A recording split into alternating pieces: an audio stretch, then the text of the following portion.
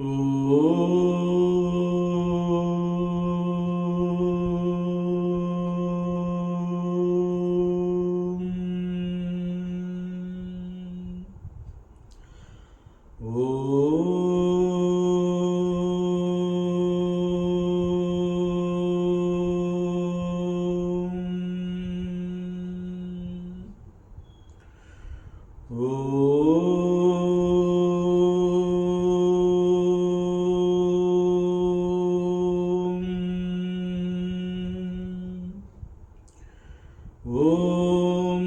ಸಹನಾವವತು ಸಹನೌ ಭುನಕ್ತು ಸಹ ವೀರ್ಯಂ ಕರವಾವಹೈ ತೇಜಸ್ವಿನಾವಧೀತಮಸ್ತು ಮಾ ವಿದ್ವಿಷಾವಹೈ.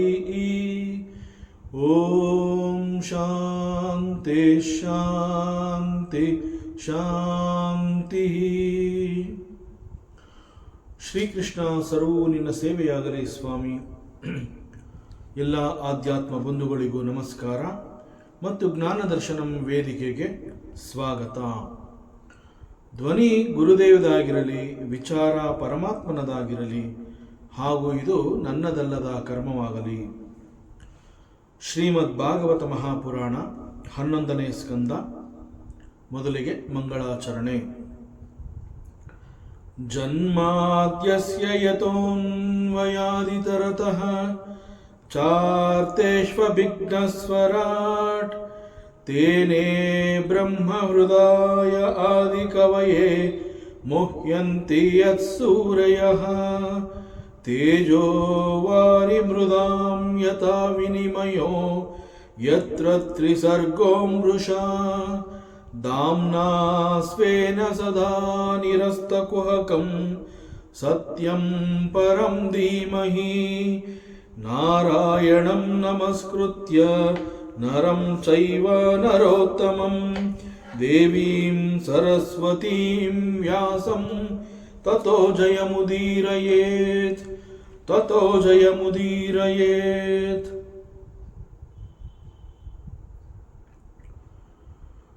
ನಿರ್ವಿಣ್ಯಸ್ಯ ವಿರಕ್ತಸ್ಯ ಪುರುಷಸ್ಯೋಕ್ತವೇದಿನಃ ಮನಸ್ತ್ಯಜತಿ ದೌರಾತ್ಮ್ಯಂ ಚಿಂತತಸ್ಯಾನುಚಿಂತಯ. ಸೊ ಮನಸ್ಸಿನ ಮೂಲಕ ಯಾವುದೇ ಒಂದು ಕಾರ್ಯ ಅಂತಂದರೆ, ಏನೇ ಒಂದು ಯೋಚನೆ ಮಾಡಿದಾಗ ಮನಸ್ಸಿಗೆ ಒಂದು ಕೆಲಸವನ್ನು ಕೊಟ್ಟು ಆ ಮನಸ್ಸು ಆ ಕೆಲಸವನ್ನು ಮಾಡುವಂತಹ ಸಂದರ್ಭದಲ್ಲಿ ಮನಸ್ಸು ಆ ಒಂದು ಕಾರ್ಯದಲ್ಲಿ ಮಗ್ನವಾದಾಗ, ಕಾರ್ಯದ ನಂತರದಲ್ಲಿ ಅಲ್ಲಿ ಯಾವುದೇ ರೀತಿಯ ಆ ಒಂದು ಛಾಯೆ ಎನ್ನುವಂತಹದ್ದು ಅಲ್ಲಿ ಇಲ್ಲ ಅಂತಂದ್ರೆ, the mind ends there, the mind stops there, it stills, it becomes stills. So adana illi mind becomes still only when it thinks of something which does not leave behind a result. But it is very difficult. ಇದು ಸಾಧ್ಯವೇ ಇಲ್ಲ ಅನ್ನೋ ಹಾಗೆ ನಾವೇನು ಹೇಳ್ತೀವಿ ಆ ರೀತಿ. But still there is one way. ಯಾವ ಸಂದರ್ಭದಲ್ಲಿ ಮನಸ್ಸು ಒಂದು ಕಾರ್ಯದಲ್ಲಿ ತೊಡಗಿದಾಗ ಅಲ್ಲಿ ಮನಸ್ಸಿನ ಯಾವುದೇ ಒಂದು ಛಾಯೆ, ಅಲ್ಲಿ ಒಂದು ಇಂಪ್ರೆಷನ್ ಅದು ಕ್ರಿಯೇಟ್ ಮಾಡೋದಕ್ಕೆ ಸಾಧ್ಯ ಇಲ್ಲ. ಸಾಮಾನ್ಯವಾಗಿ ನಾವು ಏನೇ ಒಂದು ಕೆಲಸವನ್ನು ಮಾಡಿದಾಗ ಅದರ ಒಂದು ಗುರುತು, ಇಂಪ್ರೆಷನ್ಸ್ ಅಂತ ಕರಿತೀವಿ, ಅದು ಎಲ್ಲೋ ಒಂದು ಕಡೆ ತನ್ನ ಚಾಪು ಒತ್ತಿರುತ್ತೆ. ಬಟ್ ಇಲ್ಲಿ ಮನಸ್ಸು ಶಾಂತವಾಗಬೇಕಾದ್ರೆ, ಮನಸ್ಸು ಕ್ವಯಟ್ ಆಗಬೇಕು ಅಂತಂದರೆ, ಮನಸ್ಸು ಯಾವ ಒಂದು ಕಾರ್ಯದಲ್ಲಿ ಅದು ತನ್ನನ್ನು ತಾನು ತೊಡಗಿಸಿಕೊಂಡಿರುತ್ತೆ, ಆ ನಂತರದಲ್ಲಿ, ಆ ಕಾರ್ಯವಾದ ನಂತರದಲ್ಲಿ ಅಲ್ಲಿ ಮನಸ್ಸು ಯಾವುದೇ ರೀತಿಯ ಇಂಪ್ರೆಷನ್ಸ್ಗಳನ್ನ ಅಲ್ಲಿ ಬಿಟ್ಟಿರಬಾರ್ದು. ಬಟ್ ಅಂತಹದ್ದು ಯಾವುದಿದೆ? Yes, it is there. ನಾವು ನಿದ್ದೆ ಅಂತ ಹೇಳ್ತೀವಿ. ನಿದ್ದೆಗೆ ಹೋದಾಗ ಅಲ್ಲಿ ದೇರ್ ಈಸ್ ನೋ ಮೈಂಡ್. ಸಾಮಾನ್ಯವಾಗಿ ನಿದ್ದೆ ಯಾವಾಗ ಬರುತ್ತೆ ಅಂತಂದರೆ, ದೇಹ ಮತ್ತು ಮನಸ್ಸು ಅನ್ನುವಂತಹದ್ದು ಸಂಪೂರ್ಣವಾಗಿ ನಮ್ಮ ಸಂಪರ್ಕದಿಂದ ಅದು ಹೊರಬಂದಿರಬೇಕು. Then it is possible. ಅಲ್ಲಿ ದೇಹಕ್ಕೆ ಆಯಾಸ ಆಗಿರಬೇಕು. ದೇಹ ಅದು ನನಗೆ ವಿಶ್ರಾಂತಿ ಬೇಕು ಅಂತ ಹೇಳಿ ವಿಶ್ರಾಂತಿಯನ್ನು ಬಯಸಬೇಕಾಗುತ್ತೆ. ನನಗೆ ತುಂಬ ದಣಿವಾಗಿದೆ, ನನ್ನಿಂದ ಅಂತಂದರೆ ಈ ದೇಹವನ್ನು ಉಪಯೋಗಿಸಿ ಇನ್ಯಾವುದೇ ಕರ್ಮವನ್ನು ಮಾಡೋದಕ್ಕೆ ಈ ದೇಹದಲ್ಲಿ ಶಕ್ತಿ ಇಲ್ಲ. ಈಗ ನಾವು ಅನೇಕ ಕೆಲಸಗಳನ್ನು ಮಾಡ್ತಾ ಇರ್ತೀವಿ, ಬಹಳ ಸುಸ್ತಾದಾಗ ಏನು ಮಾಡ್ತೀವಿ, ಇನ್ನು ಒಂದು ಸಣ್ಣ ಒಂದು ತೃಣನೂ ನನ್ನಿಂದ ಆಗೋದಿಲ್ಲ ಅಂತ ಹೇಳಿ ಹೋಗಿ ಒಂದು ಕಡೆ ಕೂತ್ಕೋತೀವಿ.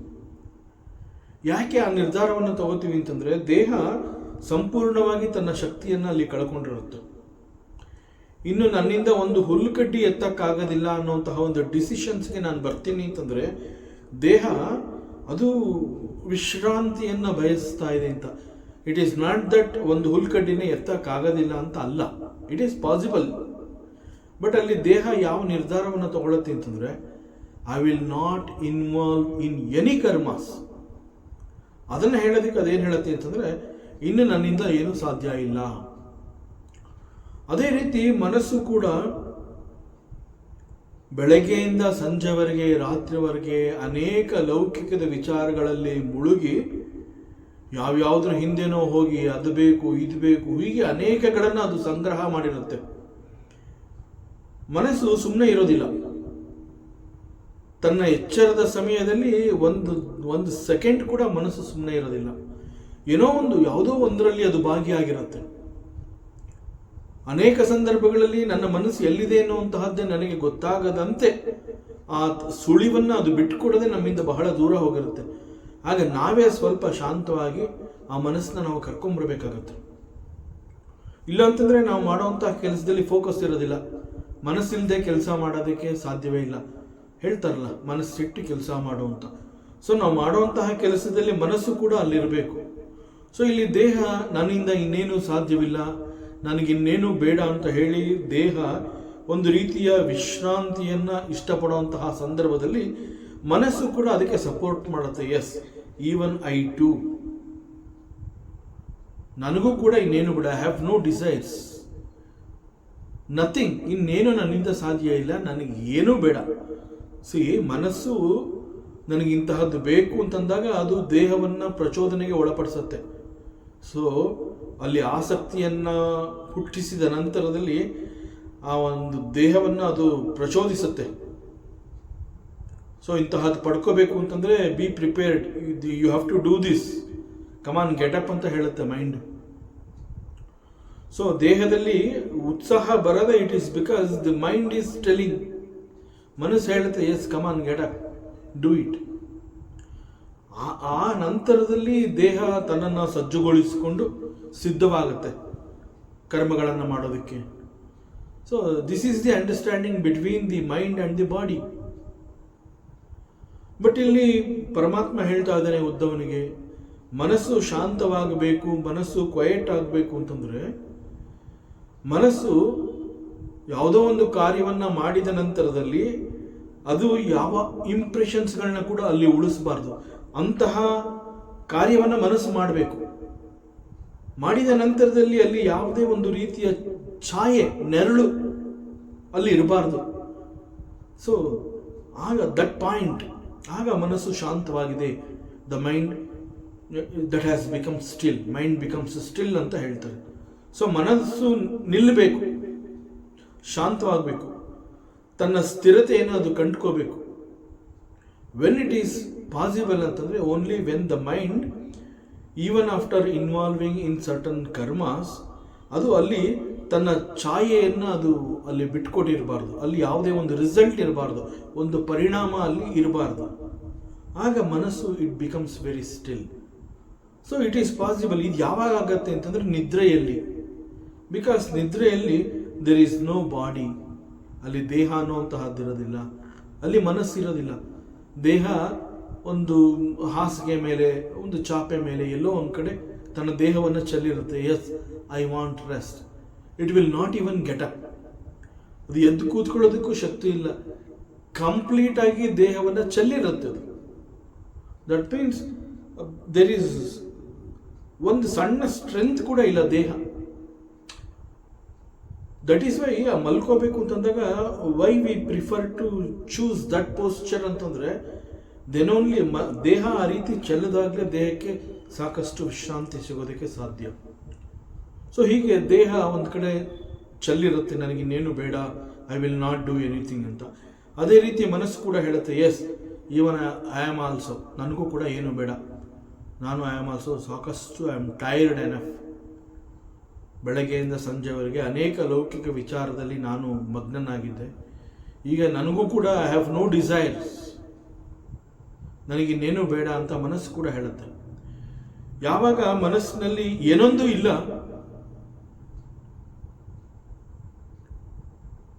Mind becomes very silent. ಆ ಮನಸ್ಸು ಆ ರೀತಿ ಶಾಂತವಾಗ್ತಾ ಇದೆ. There is no activity in the body. Mind is, it lasts, even the thinking ಅನ್ನೋದಕ್ಕೆ ಒಂದು ಶಕ್ತಿ ಬೇಕು. Even that shakti is not there in the mind. So mind is not even thinking. It's doing nothing. It is so quiet. Then the sleep happens. So ನಿದ್ರೆಯಲ್ಲಿ there is nothing. ಅಲ್ಲಿ ನಾನು ಅನ್ನುವಂತಹದ್ದಿಲ್ಲ, ನೀನು ಅನ್ನುವಂತಹದ್ದಿಲ್ಲ. ಅಲ್ಲಿ ನಾನು ಅನ್ನುವ ಪ್ರಜ್ಞೆಯೇ ಇಲ್ಲ. That is deep sleep state. At least ಕನಸು ಅಂತ ಹೇಳಿದಾಗ ದೇಹ ಮಲಗಿದ್ರೂ ಕೂಡ ಕನಸು ಒಂದು ಕನಸಿನ ಲೋಕವನ್ನು ಸೃಷ್ಟಿ ಮಾಡುತ್ತೆ, ಕನಸಿನ ದೇಹವನ್ನು ಕೊಡುತ್ತೆ. ದೇಹ ಮಲಗಿದ್ರೂ ಕೂಡ ನಮಗೆ ಒಂದು ಕನಸಿನ ದೇಹವನ್ನು ಕೊಟ್ಟು ಯಾವುದೋ ಒಂದು ಆಟ ಆಡೋ ಹಾಗೆ ಮಾಡುತ್ತೆ, ಓಡೋ ಹಾಗೆ ಮಾಡುತ್ತೆ. ಬಟ್ ಆ್ಯಕ್ಚುಲಿ ದೇಹ ಮಲಗಿರುತ್ತೆ. ಹೆಂಗೆ ಓಡೋದಕ್ಕೆ ಸಾಧ್ಯ ಅಂತಂದರೆ, ನಿಜವಾದ ದೇಹ ಮಲಗಿರುತ್ತೆ, ಬಟ್ ಕನಸು ಅಂತ ಹೇಳಿದಾಗ ಆ ಒಂದು ಕನಸಿನ ಲೋಕದಲ್ಲಿ the mind has created A dream world, at the same time it has created A dream body. So ಅಲ್ಲಿ ಕನಸಿನಲ್ಲಿ ಓಡಾಡಿದ್ದು, ಆಟ ಆಡಿದ್ದು, ಮಾತನಾಡಿದ್ದು, ಬೇರೆ ಇನ್ಯಾರನ್ನೋ ನೋಡಿದ್ದು, ಅದು ಯಾರು ಅಂತಂದರೆ this dream body. So that body is given by the mind. So no, not even the dream. It is not even the dream. It is 100% deep sleep state. ಅಲ್ಲಿ ದೇಹ ಇಲ್ಲ, ಮನಸ್ಸಿಲ್ಲ. ಅಲ್ಲಿ ದೇಹ ಮನಸ್ಸು ಇಲ್ಲ ಅಂತಂದಾಗ ಮನಸ್ಸು is doing nothing. Since it is doing nothing,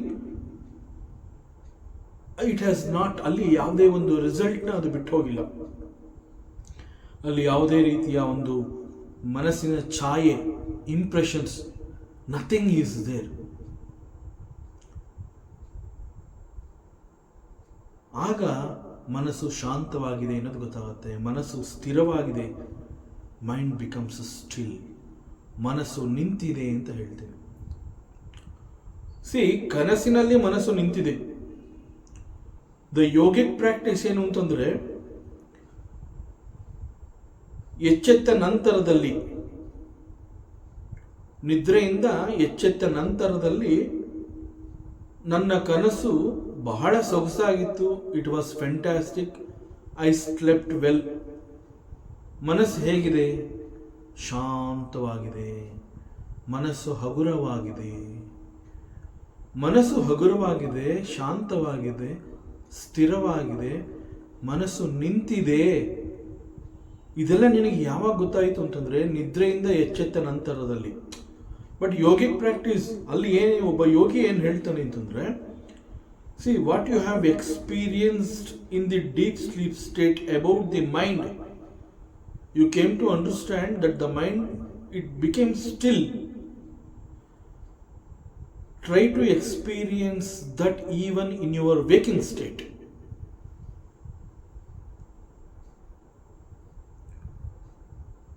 That is called, actually, that is meditation. That is the dhyana sthiti. See, ನೀನು ನಿನ್ನ ಎಚ್ಚರದ ಸಮಯದಲ್ಲೂ ಕೂಡ ಮನಸ್ಸು ನಿಂತಿದೆ, ಶಾಂತವಾಗಿದೆ. ಮನಸ್ಸಿನಲ್ಲಿ ಒಂದು ರೀತಿಯ ದಟ್ ಬ್ಲಿಸ್ ಅದರ ಅನುಭವ ಇದೆ ಅಂತಂದರೆ yes, the purpose is done.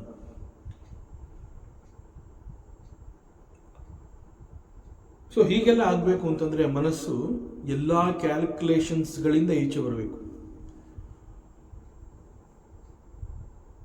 ಮನಸ್ಸು ಯಾವಾಗ ಕ್ಯಾಲ್ಕುಲೇಟ್ ಮಾಡುತ್ತೆ ಅಂತಂದರೆ ಎಚ್ಚರದ ಸಮಯದಲ್ಲಿ, when it runs behind the world, so many calculations are there in the mind. ಆಗ ಅಲ್ಲಿ you cannot see the mind which is really still, ಅಥವಾ ಒಂದು ಸ್ಥಿರತೆ ಇದೆ, it is very quiet. No, you cannot see that quietness when it is calculating something. No such calculations. So ಇದೆಲ್ಲ ಅವನಿಗೆ ಹೇಗೆ ಗೊತ್ತಾಗ್ತಾ ಇದೆ ಸಾಧಕನಿಗೆ, ಎ ಡಿವೋಟಿಗೆ? Because he has learned it out of certain habits. So ಈ ಎಲ್ಲ ಅನುಭವಗಳು ಅವನಿಗೆ ಯಾವಾಗ ಆಗ್ತಿದೆ ಅಂತಂದರೆ, when we have assess the world.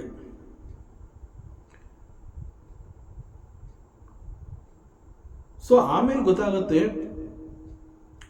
ಈ ಜಗತ್ತು, ಈ ಎಲ್ಲ ಎಕ್ಸ್ಪೀರಿಯನ್ಸ್, ಜಗತ್ತಿನ ಬಗ್ಗೆ ಆ ಒಂದು ಅಸೆಸ್ ಮಾಡಿದಾಗ, ಮನಸ್ಸಿನ ಸ್ಥಿತಿಯನ್ನು ಅದರೊಂದಿಗೆ ತುಲನೆ ಮಾಡಿ ನೋಡಿದಾಗ, ಅವಾಗೆಲ್ಲ ಏನು ಎಕ್ಸ್ಪೀರಿಯನ್ಸ್ ಆಗುತ್ತೆ ಅಂತಂದರೆ, ಮನಸ್ಸನ್ನು ನನಗೆ ಬೇಕು ಅಂತಂದಾಗ ನಾನು ಅದನ್ನು ಕ್ವೈಟ್ ಮಾಡ್ಕೋತೀನಿ ಅನ್ನೋಂತಹ ಸ್ಥಿತಿಯನ್ನು ನಾನು ಗಳಿಸಿಕೊಂಡಾಗ,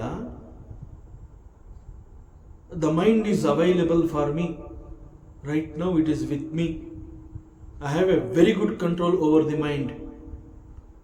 ಹೀಗೆ ಹೇಳಿದಾಗ we will also understand that even the sleep is a temporary happiness. ಆ ನಿದ್ರೆಯ ಆ ಸಮಯದಲ್ಲಿ, ಆ ಡೀಪ್ ಸ್ಲೀಪ್, ಅದು ಎಷ್ಟು 1 hour, 2 hours, 3 hours, depending upon the texture of the sleep. ಆ ಸಂದರ್ಭದಲ್ಲಿ ಮನಸ್ಸು ಶಾಂತವಾಗಿರುತ್ತೆ. ಅದರ್ವೈಸ್ ಆ ಡೀಪ್ ಸ್ಲೀಪ್ ಸ್ಟೇಟಿಂದ you can go back to the dream state, or you can get up, ಎಚ್ಚರದ ಸ್ಥಿತಿಗೆ ಬೇಕಾದ್ರೂ ಬರಬಹುದು, or you can enter the dream world also. There you will not see the quietness of the mind. But ಒಂದು ವೇಳೆ ಎಚ್ಚರದ ಸ್ಥಿತಿಯಲ್ಲೂ ಕೂಡ ಮನಸ್ಸು ಸ್ಥಿರವಾಗಿದೆ, ಮನಸ್ಸು ನಿಂತಿದೆ ಅಂತ ಅನಿಸಿದ್ರೆ, then you will understand even the sleep is a temporary happiness. So what is the permanent happiness ಅಂತಂದರೆ, ಮನಸ್ಸು ಯಾವಾಗೆಲ್ಲ ಸದಾಕಾಲ ಶಾಂತವಾಗಿದೆ, ಸದಾಕಾಲ ಸ್ಥಿರವಾಗಿದೆ, ಮನಸ್ಸು ಕುಣಿತಾ ಇಲ್ಲ, ದೆರ್ ಈಸ್ ನೋ ಚಂಚಲತೆ, ಮನಸ್ಸು ಎಲ್ಲೂ ಅಲೆದಾಡ್ತಾ ಇಲ್ಲ, ಸ್ಥಿರವಾಗಿದೆ, ನನ್ನ ಬಳಿನಲ್ಲೇ ಇದೆ, I can use this mind. So that is the real happiness. So ಹೀಗೆ ಮನಸ್ಸಿಗೆ ಬೇಕಾಗಿರುವಂತಹದ್ದು ಒಂದು ಶಾಶ್ವತವಾದ ಸಂತೋಷ, ಆರ್ ದಿ ಆನಂದ. ಬಟ್ ಈಗ ದ ಮೈಂಡ್ ಬಿಕಮ್ಸ್ ವಿರಕ್ತ, ನಿರ್ವಣ್ಣಸ್ಯ ವಿರಕ್ತಸ್ಯ ಅಂತಂದರೆ which has withdrawn from the world. ಯಾವಾಗ ಮನಸ್ಸು ಆ ಒಂದು ಲೌಕಿಕ, ಆ ಒಂದು ಪ್ರಪಂಚದಿಂದ ಹೊರಗಡೆ ಬಂದಿರುತ್ತೆ. See, one thing we have to understand, when can mind come out from the world? Only when the mind attains that virakta bhava.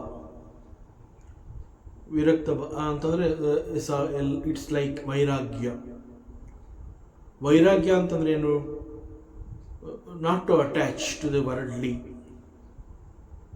I am not interested. So ಇಲ್ಲಿ the mind becomes virakta when it is possible ಅಂತಂದರೆ, when it has withdrawn from the world. Now the world cannot create any interest in the mind of a devotee or a ಸಾಧಕ.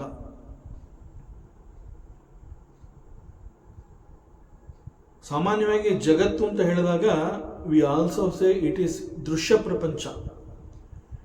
Y ಜಗತ್ತು is called ದೃಶ್ಯ ಪ್ರಪಂಚ? Because there are so many things that we can see in the world, so many things that can be seen. ಅದಕ್ಕೆ ಅದನ್ನು ದೃಶ್ಯ ಪ್ರಪಂಚ. ಯಾವಾಗ ಈ ಒಂದು ದೃಶ್ಯ ಪ್ರಪಂಚದಲ್ಲಿ ಮನಸ್ಸು ವಿಹರಿಸಲು ಪ್ರಾರಂಭ ಆಗುತ್ತೆ, ಆಗ ಅದು ಅನೇಕಗಳಲ್ಲಿ ಆಸಕ್ತಿಯನ್ನು ಹೊಂದತ್ತೆ, ಅನೇಕಗಳನ್ನು ನನಗೆ ಬೇಕು ಅಂತ ಹೇಳಿ ಒಂದು ರೀತಿಯ ಬಯಕೆಯನ್ನು ವ್ಯಕ್ತಪಡಿಸುತ್ತೆ. ಆ ನಂತರದಲ್ಲಿ ಇದು ನನಗೆ ಬೇಕೇ ಬೇಕು ಅನ್ನುವಂತಹ ಒಂದು ಡೀಪ್ ಇಂಟೆನ್ಸ್ ಡಿಸೈರ್ನ ಬೆಳೆಸ್ಬಿಟ್ಟು ದೇಹವನ್ನು ಪ್ರಚೋದನೆ ಮಾಡುತ್ತೆ. So do some karmas whatever it is and get me that. But ಇಲ್ಲಿ the world cannot create any interest in the mind. ಆಗ ಮನಸ್ಸು ಅದನ್ನು ನೋಡಿದ್ರೂ ಕೂಡ still the mind is very quiet. ಮನಸ್ಸು ನೋಡುತ್ತೆ, ಪ್ರಪಂಚವನ್ನು ನೋಡುತ್ತೆ, ಅಲ್ಲಿರುವಂತಹ ವಸ್ತುಗಳನ್ನು ನೋಡುತ್ತೆ. But the world cannot create any interest in the mind. ಆಗ the impact of the world on the mind is zero. Why it is so? Because by this time mind has attained the virakta bhava. So ಮನಸ್ಸಿನಲ್ಲಿ ಮನಸ್ಸು ಆ ಒಂದು ವಿರಕ್ತ ಭಾವವನ್ನು ಮುಟ್ಟಿದೆ ಅಂತಂದ್ರೆ the mind is very peaceful. C, even after seeing so many things in the world cannot create any interest in the mind ಅಂತಂದ್ರೆ the mind has attained that virakta bhava, that maturity level. ಅದು ಮನಸ್ಸಿಗೆ ಅದು ಸಂಪಾದನೆ ಆಗಿರುತ್ತೆ, that maturity level. ಆಗ ಮನಸ್ಸು it will not show any interest. ಪ್ರಪಂಚವನ್ನು ನೋಡಿದ್ರು ನೋಡದೆ ಹೋದರೂ ಮೈಂಡ್ಗೆ ಇಂತಹದ್ದು ನನಗಿದು ಬೇಕು, ಇದರಿಂದ ನನಗೆ ಸಂತೋಷ ಸಿಗುತ್ತೆ ಇಲ್ಲ. ಮೈಂಡ್ಗೆ ಗೊತ್ತಾಗತ್ತೆ that santosha is not there in that object. Even without that, adillade kuda I can survive. ಮೊದಲೆಲ್ಲ ಮೈಂಡ್ ಆ ರೀತಿ ಇರಲಿಲ್ಲ. ಅದು ಸಿಗೋವರೆಗೆ ಐ ವಿಲ್ ಬಿ ಅನ್ಹ್ಯಾಪಿ, ಅದು ಸಿಕ್ಕಿದ ನಂತರದಲ್ಲಿ ಐ ಕ್ಯಾನ್ ಬಿ ಹ್ಯಾಪಿ. ನಾವು ಅದು ಚೇಂಜ್ ಆಗಿದೆ. ಇಟ್ ಹ್ಯಾಸ್ ಅಟೈನ್ಡ್ ದಟ್ ವಿರಕ್ತ ಭಾವ. ಸೊ ಅದನ್ನು ಇಲ್ಲಿ ಪರಮಾತ್ಮ ಉದ್ಧವನಿಗೆ ಹೇಳ್ತಾ ಇದ್ದಾನೆ, ಈ ಒಂದು ವಿರಕ್ತ ಭಾವ ನಿನ್ನ ಮನಸ್ಸಿನಲ್ಲಿ ಬೆಳಿಬೇಕು. ಆಗ ಮನಸ್ಸು ಈ ಒಂದು ಪ್ರಪಂಚವನ್ನು ನೋಡಿದ್ರೂ ಕೂಡ ಬಿಕಾಸ್ ಆಫ್ ದಿ ವಿರಕ್ತ ಭಾವ the world cannot create any desire in the mind. The impact of the world is zero.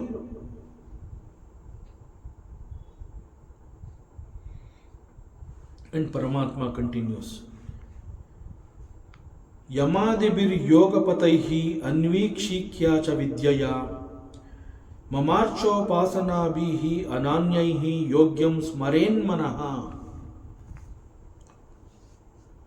ಮನಸ್ಸು ಈ ರೀತಿಯಲ್ಲಿ ಸೌಮ್ಯವಾದಾಗ, ಶಾಂತವಾದಾಗ it will search for the various other ways to gain the self knowledge. ವೇದಾಂತದಲ್ಲಿ ಅದಕ್ಕೆ ಅಲ್ಲಲ್ಲಿ ಉಪನಿಷತ್ತುಗಳಲ್ಲಿ ಲೌಕಿಕ ಜ್ಞಾನ ಅಂತಂದಾಗ ಅದನ್ನು ಹೇಗೆ ಬೇಕಾದರೂ ನೀನು ಗಳಿಸ್ಕೋಬಹುದು. ಆದರೆ when it comes to the self knowledge, ಆತ್ಮಜ್ಞಾನ, the vichara about the atma ಅಂತ ಹೇಳಿದಾಗ ಮನಸ್ಸು ಬಹಳ ಪರಿಶುದ್ಧವಾಗಬೇಕು. ಸೊ ಪರಿಶುದ್ಧವಾದ ಮನಸ್ಸು, the pure mind, that is the qualification for the self knowledge. ಮನಸ್ಸು ಶಾಂತವಾಗಿದೆ, ಮನಸ್ಸಿನಲ್ಲಿ ಯಾವುದೇ ರೀತಿಯ ಮಲ ಅಂತಂದ್ರೆ there is no dosha in the mind, it is very pure. And actually what is pure mind ಅಂತಂದ್ರೆ mind is very quiet. So this quiet mind has got the capacity or it has got the ಯೋಗ್ಯತಾ to attain the self knowledge. So ಮನಸ್ಸು ಇಲ್ಲಿ after the ವಿರಕ್ತ ಭಾವ ಇನ್ the world ಹಾಗೇನು ಮಾಡುತ್ತೆ ಮನಸ್ಸು. Anyway ಮನಸ್ಸು ಅಂತಂದಾಗ ಅದು ಸುಮ್ಮನೆ ಒಂದು ಕಡೆ ಕೂತಿರೋದಿಲ್ಲ. ಶಾಂತವಾದ ಮನಸ್ಸು ಕೂಡ it doesn't mean that it is ಶಾಂತವಾಯಿತು ಅಂದ್ಕೊಂಡು ಒಂದೇ ಕಡೆ ಸುಮ್ಮನೆ ಇರುತ್ತೆ ಅಂತ ಅಲ್ಲ. ಬಿಕಾಸ್ ಅದನ್ನ ಮನಸ್ಸು ಅಂತ ನಾವು ಯಾಕೆ ಕರಿತೀವಿ ಅಂತಂದ್ರೆ there is some activities in the mind. So ಇಲ್ಲಿ ವಿರಕ್ತ ಭಾವವನ್ನು ಹೊಂದಿದಂತಹ ಮನಸ್ಸು ಪರಿಪೂರ್ಣವಾಗಿದೆ. ಅದು ಯಾವ ರೀತಿಯಲ್ಲಿ ಅಂತಂದ್ರೆ ಬಹಳ ಶುದ್ಧವಾಗಿದೆ. The mind is very pure. So in spite of that ಆಗೇನು ಮಾಡುತ್ತೆ ಮನಸ್ಸು, is there any other way, let me go and ಈ ಸೆಲ್ಫ್ ನಾಲೆಡ್ಜ್ ನಾನು ಕಲ್ತ್ಕೋಬೇಕು, ಸಂಪಾದನೆ ಮಾಡಬೇಕು ಅಂತ ಹೇಳಿ ಅದಕ್ಕೇನಾದರೂ ಮಾರ್ಗ ಇದೆಯಾ, ಉಪಾಯ ಇದೆಯಾ, is there any other ways to gain the self knowledge ಅಂತ ಹೇಳಿ it starts searching the various ways where I can go and learn this knowledge ಅಂತ ಹೇಳಿ ಮನಸ್ಸು ಏನು ಮಾಡುತ್ತೆ, ಪ್ರಪಂಚಕ್ಕೆ ಹೋಗಿ ಅಲ್ಲಿ ನುಗ್ಗುತ್ತಾ ಇಲ್ಲ. It is a train. ಅದೇನಾಗುತ್ತೆ, it is train to take a U turn. ಹೊರ ಪ್ರಪಂಚದಲ್ಲಿ ಏನೂ ಇಲ್ಲ ಅನ್ನೋದು ಗೊತ್ತಾಗೋಯ್ತು. So instead of going in to the world, it is taking a U turn. ಮನಸ್ಸು ಅಂತರ್ಮುಖಿಯಾಗುವುದನ್ನು ಇಷ್ಟಪಡುತ್ತೆ. ಇನ್ವರ್ಡ್ ಜರ್ನಿ ಅಂತ ಹೇಳ್ತಾರೆ. ಸೊ ಈ ಇನ್ವರ್ಡ್ ಜರ್ನಿ, ಈ ಮೂಲಕ ಆತ್ಮಜ್ಞಾನವನ್ನು ನಾನು ಸಂಪಾದನೆ ಮಾಡಬೇಕು ಅಂತ ಹೇಳಿ mind starts searching the various other ways how best I can go and learn this self knowledge. ಮತ್ತು ಇದು it is possible only for the quiet mind. ಮನಸ್ಸು ವಿರಕ್ತ ಭಾವವನ್ನು ಹೊಂದಿಲ್ಲ ಅಂತಂದಾಗ it cannot take a U turn. So ನಮ್ಮ ಸಾಧನೆ ಯಾವ ಥರ ಇರಬೇಕು, ಮನಸ್ಸಿಗೆ ಯಾವ ರೀತಿಯ ಶಿಕ್ಷಣವನ್ನು ಕೊಡಬೇಕು ಅಂತಂದ್ರೆ ಮನಸ್ಸಿಗೆ ಅರ್ಥ ಆಗಬೇಕು. Happiness is not there in the objects of the world. ಯಾವ ಒಂದು ವಸ್ತುವಿಗೂ ಕೂಡ, including the world, it cannot give us the happiness. It is not there in the objects. ಇದು ಮನಸ್ಸಿಗೆ ಸಂಪೂರ್ಣವಾಗಿ ಅರ್ಥ ಆಗಿರಬೇಕು. ಮನಸ್ಸಿಗೆ ಬೇಕಾಗಿರುವಂತಹದ್ದೇನು? ಸಂತೋಷ. ಸೊ ಆ ಸಂತೋಷಕ್ಕಾಗಿ ಮನಸ್ಸು ಇಲ್ಲಿವರೆಗೆ ಏನು ಮಾಡ್ತಾ ಇತ್ತು ಅಂತಂದ್ರೆ ಹೊರ ಪ್ರಪಂಚಕ್ಕೆ ನುಗ್ಗುತ್ತಾ ಇತ್ತು. ಯಾವುದೋ ಒಂದಕ್ಕೆ ಆಕರ್ಷಣೆಗೆ ಒಳಗಾಗಿ ಅದನ್ನು ಪಡ್ಕೊಂಡ್ರೆ ನನಗೆ ಸಂತೋಷ ಸಿಗುತ್ತೆ. ಅದು ಸಿಕ್ಕಿದ ನಂತರದಲ್ಲಿ ಮತ್ತೊಂದು ವಸ್ತುವನ್ನು ಅದು ಹುಡುಕುತ್ತೆ. ದಟ್ ಈಸ್ ಕಾಲ್ಡ್ ದಿ ಚಂಚಲತೆ ಆಫ್ ದಿ ಮೈಂಡ್. ಬಟ್ ಯಾವಾಗ the mind is trained, it is educated, ಮನಸ್ಸಿಗೆ ಈ ರೀತಿ ಸಾಕಷ್ಟು ಒಂದು ಶಿಕ್ಷಣವನ್ನು ಕೊಟ್ಟ ನಂತರದಲ್ಲಿ ಮನಸ್ಸಿಗೆ ಗೊತ್ತಾಗತ್ತೆ ಸಂತೋಷ ಅನ್ನೋಂತಹದ್ದು ಹೊರ ಪ್ರಪಂಚದಲ್ಲಿ ಇಲ್ಲ. ಸೊ ಅದರಿಂದ ನನಗೆ ಕಾಣ್ತಾ ಇರುವಂತಹ ಯಾವುದೇ ವಸ್ತುವಿನ ಮೇಲೆ ನನಗೆ ಆಸಕ್ತಿ ಉಂಟಾಗ್ತಾ ಇಲ್ಲ. So I do not want anything from this world. That is what is said. ಏನು, the world cannot create interest in the mind. The impact of the mind is zero. So ಇದೆಲ್ಲ it is because of the proper ಶಿಕ್ಷಣ, training of the mind. So ಇವೆಲ್ಲದರ ನಂತರ ಮನಸ್ಸು ಏನು ಮಾಡುತ್ತೆ, ಹಾಗಾದರೆ ನಾನು ಈ ಆತ್ಮಜ್ಞಾನವನ್ನು ಸಂಪಾದನೆ ಮಾಡೋದಕ್ಕೆ ಏನಾದರೂ ಬೇರೆ ದಾರಿಗಳಿದೆಯಾ ಅಂತ ಹೇಳಿ ಮನಸ್ಸು ಏನು ಮಾಡುತ್ತೆ, ಹೊರ ಪ್ರಪಂಚಕ್ಕೆ ಹೋಗುವುದರ ಬದಲು it wants to take a U turn. ಆಗ only quiet mind can do this. So this quiet mind ಏನು ಮಾಡುತ್ತೆ, ಅಂತರ್ಮುಖಿಯಾಗಬೇಕು ಅಂತ ಹೇಳಿದಾಗ ಕೂಡ ಅಲ್ಲೂ ಕೂಡ ಕೆಲವು ಸಾಧನೆಗಳು ಬೇಕು. Just because mind has attain the ವಿರಕ್ತ ಭಾವ, now it is ready, any moment it can gain the knowledge, self knowledge. It's not that easy. Again ಅಲ್ಲೂ ಕೂಡ ಮನಸ್ಸು ಕೆಲವುಗಳನ್ನು ಮತ್ತಷ್ಟು ಕಲಿಬೇಕಾಗುತ್ತೆ.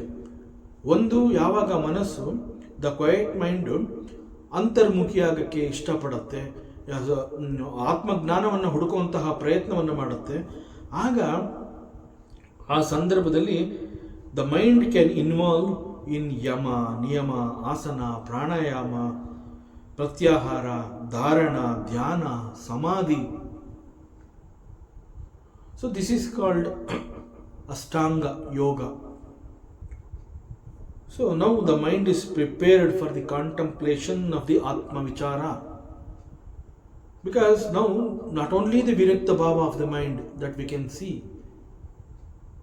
ಆ ನಂತರದಲ್ಲಿ ಮನಸ್ಸು ಆತ್ಮಜ್ಞಾನವನ್ನು ಬೇಕು ಅಂತ ಹೇಳಿ ಒಂದು ಇಂಟೆನ್ಸ್ ಡಿಸೈರ್ನ ಹೊಂದತ್ತೆ. ಸೊ ಅದಕ್ಕಾಗಿ ಏನು ಮಾಡುತ್ತೆ, ಅದು it is ready to take a U turn. ಆಗ ಅಲ್ಲಿ ಕೂಡ ಕೆಲವು ಹಂತಗಳನ್ನು ಅದು ದಾಟಬೇಕಾಗತ್ತೆ. ದಟ್ ಈಸ್ ಅಷ್ಟಾಂಗ ಯೋಗ. ಯಮ, ನಿಯಮ, ಆಸನ, ಪ್ರಾಣಾಯಾಮ, ಪ್ರತ್ಯಾಹಾರ, ಧಾರಣ, ಧ್ಯಾನ, ಸಮಾಧಿ. ಸೊ ಇವೆಲ್ಲವುಗಳಲ್ಲಿ ಅದು ಇನ್ವಾಲ್ವ್ ಆಗುತ್ತೆ ಮೈಂಡ್. ಸೊ ಈ ಅಷ್ಟಾಂಗ ಯೋಗ ಅದನ್ನು ಕೂಡ ಸಿದ್ಧಿಸಿಕೊಂಡ ನಂತರದಲ್ಲಿ the mind is prepared for what? Prepared for the contemplation on the Atma Vichara.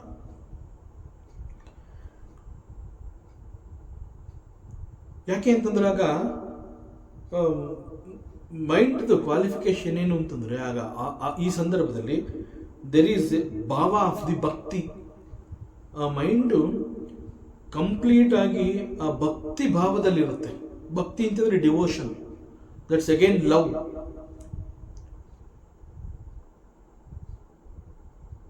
Love ಅಂತಂದ್ರೆ ಏನು? ಆ ಹೇಟ್ರೆಡ್ನೆಸ್ ಅನ್ನುವಂತಹದ್ದೇ ಇಲ್ಲ. ದಟ್ ಅಕ್ಸೆಪ್ಟಬಿಲಿಟಿ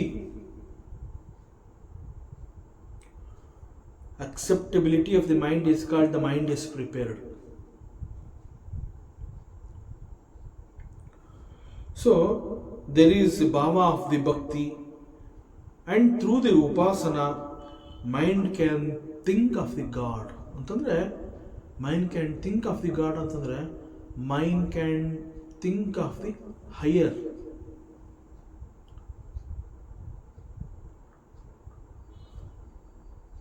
ಸೊ ಈ ಮಾರ್ಗ ಬಿಟ್ಟರೆ there is no other way to gain the self knowledge. ಅದನ್ನು ಇಲ್ಲಿ ಪರಮಾತ್ಮ ಹೇಳ್ತಾ ಇದ್ದಾನೆ. ಸೊ ಹೇಗೆ ಹಂತ ಹಂತವಾಗಿ ಮನಸ್ಸನ್ನು ಪ್ರಿಪೇರ್ ಮಾಡಬೇಕು. ಸೊ ಭಕ್ತಿ ಯೋಗದ ಮೂಲಕ ಮನಸ್ಸು ಪರಮಾತ್ಮನನ್ನು ಚಿಂತನೆ ಮಾಡೋದಕ್ಕೆ ಪ್ರಾರಂಭ ಮಾಡುತ್ತೆ. ಉಪನಿಷತ್ಗಳಲ್ಲಿ ಬಂದಿರುವಂತಹ ಅನೇಕ ಮಹಾವಾಕ್ಯಗಳ ಬಗ್ಗೆ ಚಿಂತನೆಯನ್ನು ಮಾಡುತ್ತೆ. ಅಂಡ್ ಯಾವುದೇ ಉಪನಿಷತ್ ಆದರೂ ಕೂಡ ಮೂಲವಾಗಿ ಆ ಉಪನಿಷತ್ಗಳ ಮೂಲಕ ನಮಗೆ ಸಿಗ್ತಾ ಇರುವಂತಹ ಒಂದು ಸ್ಟೇಟ್ಮೆಂಟ್ ಏನು ಅಂತಂದರೆ, ಇಟ್ಸ್ ಕಾಲ್ಡ್ ದಿ ಮಹಾವಾಕ್ಯಾಸ್. ಬ್ರಹ್ಮ ಆತ್ಮ ಐಕ್ಯ ಬೋಧ, ಆ ಒಂದು ನೀತಿ, ದಟ್ ಉಪದೇಶ. So now this mind can reflect on this subject. So ಹೇಗೆ ಆತ್ಮ ಮತ್ತು ಬ್ರಹ್ಮ ಒಂದು? ಇಲ್ಲಿ ಉಪನಿಷತ್ ಹೇಳ್ತಾ ಇದೆ, ವೇದಾಂತ ಹೇಳುತ್ತೆ, ಬ್ರಹ್ಮ ಆತ್ಮ ಅವುಗಳ ಐಕ್ಯತೆಯನ್ನು ಕುರಿತು ಹೇಳುವಂತಹದ್ದು ಇದು ನಮ್ಮ ವೇದಾಂತ ಮಹಾವಾಕ್ಯಗಳು. ಸೊ ವೇದಾಂತದಲ್ಲಿ ಹೇಳಿದೆ, ಇಟ್ ಈಸ್ ಓಕೆ. ಶ್ರವಣವನ್ನು ಕೂಡ ಮಾಡಿರಬಹುದು, that is also okay. But still ಅಲ್ಲಿ ಮನಸ್ಸಿನಲ್ಲಿ ಎಲ್ಲೋ ಒಂದು ಕಡೆ ಅದು ಮತ್ತೆ ಕಾಂಟೆಂಪ್ಲೇಟ್ ಮಾಡ್ತಾನೆ ಇರುತ್ತೆ. ಉಪನಿಷತ್ಸ್ ಸೇಸ್ ಸೊ ಬ್ರಹ್ಮ ಆತ್ಮ ಐಕ್ಯ. ಬಟ್ ಮನಸ್ಸು ಸಂಪೂರ್ಣವಾಗಿ ಮನಸ್ಸಿಗೆ ಅದು ಒಪ್ಪಿಗೆ ಆಗಬೇಕದು, ಅಲ್ಲಿವರೆಗೆ ಅದು ಬಿಡೋದಿಲ್ಲ. ಉಪನಿಷತ್ ಹೇಳಿದೆ, ಒಬ್ಬ ಗುರು ಹೇಳಿದಾನೆ, it's all okay, but still I want to know, ನನಗೆ ಇದು ಎಕ್ಸ್ಪೀರಿಯನ್ಸ್ ಆಗಬೇಕು. ಹೌ ದಿಸ್ ಆತ್ಮ ಅಂಡ್ ಬ್ರಹ್ಮ they are one and the same. Maybe there are so many examples that can be given. ಅಲ್ಲಿ ಏನು ಹೇಳ್ತಾರೆ ಅಂತಂದರೆ, ಈಗ ಸಮುದ್ರದ ಅಲೆಗಳು ಅಂತ ಹೇಳಿದಾಗ, ಸಮುದ್ರದ ಅಲೆಗಳು, ದ ಟೈಡ್ಸ್, ಇನ್ಕ್ಲೂಡಿಂಗ್ ದ ಅಲೆಗಳು ಅಂತಂದಾಗ may be it's tsunami, but still ಸಮುದ್ರದ ಅಲೆಗಳು ಅಂತಂದಾಗ ಅದು ನೀರಿಗಿಂತ ಬೇರೆ ಅಲ್ಲ, including the tsunami. It is the same water, it is the same water. ಆ ಸಮುದ್ರ ಅಥವಾ ಸಾಗರ ಅಂತ ಏನು ಹೇಳ್ತೀವಿ, ಆ ಸಾಗರ ಅಥವಾ ಸಮುದ್ರದಲ್ಲಿ ಇದ್ದಂತಹ ನೀರು is nothing but the wave. It is one and the same. ಅಲ್ಲಿ ವೇವ್ ಅಂತ ಹೇಳಿದ ತಕ್ಷಣ it is not different from the water. So waves and water they are one and the same. ಅದೇ ರೀತಿ ಆರ್ನಮೆಂಟ್ಸ್ ಅಂತ ಹೇಳ್ತೀವಿ, ಆಭರಣಗಳು. ಆಭರಣಗಳು ಅಂತ ಹೇಳಿದಾಗ ಅಲ್ಲಿ ನೇಮ್ಸ್ ಅಂಡ್ ಫಾರ್ಮ್ಸ್. ಆಭರಣ ಕೈಗೆ ಹಾಕೊಳ್ಳುವಂತಹದ್ದಾದ್ರೆ ಅದನ್ನ ಬಳೆ, ಬೆರಳಿಗೆ ಹಾಕೊಳ್ಳುವಂತಹದ್ದನ್ನ ಉಂಗುರ, ಕಿವಿಗೆ ಹಾಕೊಳ್ಳುವಂತಹದ್ದು ಓಲೆ, ಕತ್ತಿಗೆ ಹಾಕೊಳ್ಳುವಂತಹದ್ದು ನೆಕ್ಲೆಸ್ಸು, ಡಾಬು, ತೋಳ್ಬಂದಿ. ಸೊ ಆರ್ನಮೆಂಟ್ಸ್ ಅಂತ ಹೇಳಿದಾಗ there are varieties of ornaments. But ವೇದಾಂತ ಏನು ಹೇಳುತ್ತೆ ಅಂತಂದ್ರೆ, ಅದೆಲ್ಲ ಆಭರಣಗಳು ನಿಜ. ಆಭರಣ ಅಂತ ನೀ ಏನು ಹೇಳ್ತಾ ಇದೀಯಾ, you are saying it as ಆಭರಣ, you are recognising that through the forms and names, otherwise it is gold. So ಆಭರಣಗಳು ಅಂತ ಹೇಳಿದಾಗ ಚಿನ್ನಕ್ಕಿಂತ ಬೇರೆ ಅಲ್ಲ. ಹೇಗೆ ಸಮುದ್ರದ ಅಲೆಗಳು ನೀರಿಗಿಂತ ಬೇರೆ ಅಲ್ಲ, ಎಕ್ಸಾಕ್ಟ್ಲಿ ಈ ಆಭರಣಗಳು ಚಿನ್ನಕ್ಕಿಂತ ಬೇರೆ ಅಲ್ಲ. ಈವನ್ ಮಣ್ಣಿನ ಮಡಿಕೆ, ಕುಡಿಕೆ, ಅದೆಲ್ಲ ಏನು, it is nothing but the ಮಣ್ಣು. ಯಾವುದು ಬೇರೆ ಅಲ್ವೇ ಅಲ್ಲ, ಎಲ್ಲ ಒಂದೇ. ಆಗ ಮೈಂಡು ಕಾಂಟಂಪ್ಲೇಟ್ ಮಾಡುತ್ತೆ, ಏನಪ್ಪ ಬ್ರಹ್ಮ ಆತ್ಮ they are one and the same. ಹಾಗೆ ಹೇಳಿಬಿಟ್ಟು ಇದು ಹೇಗೆ ಸಾಧ್ಯ ಅಂತ ಕೇಳಿದ್ರೆ, like the gold and the ornaments, the waves and the water of the ಸಾಗರ, the parts etcetera and the mud they are one and the same ಅಂತ ಹೇಳ್ತಾ ಇದೆಯಲ್ಲ, ಹೌ ಇಟ್ ಈಸ್ ಪಾಸಿಬಲ್ ಅನ್ನುವಂತಹದ್ದು. This is called the contemplation. So ಇಲ್ಲಿ ವಿಚಾರ ಮಾಡುತ್ತೆ, ಚಿಂತನೆಯನ್ನು ಮಾಡುತ್ತೆ. ಒಂದು ವೇಳೆ ಆತ್ಮವಿಚಾರದಲ್ಲಿ ಚಿಂತನೆ ಬೇಡ, ಒಟ್ಟಿನಲ್ಲಿ mind wants to think the higher,